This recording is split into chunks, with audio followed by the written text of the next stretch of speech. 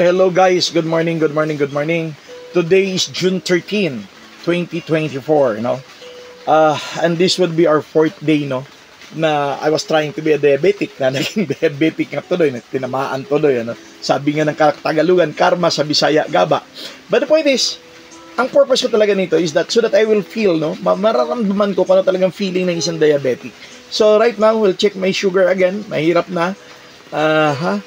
So, my sugar now is, okay, check natin. Kasi alam naman natin na when we've started, my sugar was 3 to 1, no? And then it started with, alam naman natin na nung 550, 321, 296, 291, and then today is 277. So basically, ito lang po yung tinitake ko, wala na pong iba.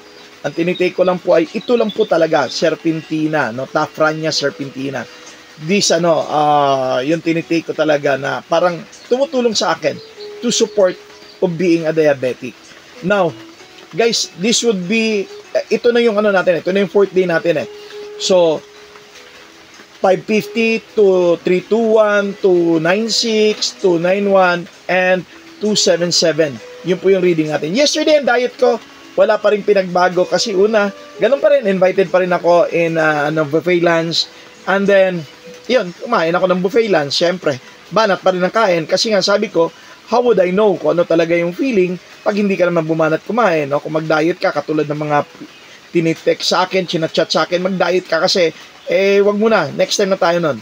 And then, yesterday, dinagdagan ko ulit ng more fruits lang in the afternoon part.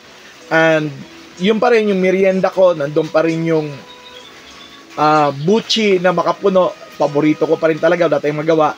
So yun guys, sana nakatulong ito sa inyo ngayong umagang maulan na Huwebes. Maraming salamat po sa inyong panonood.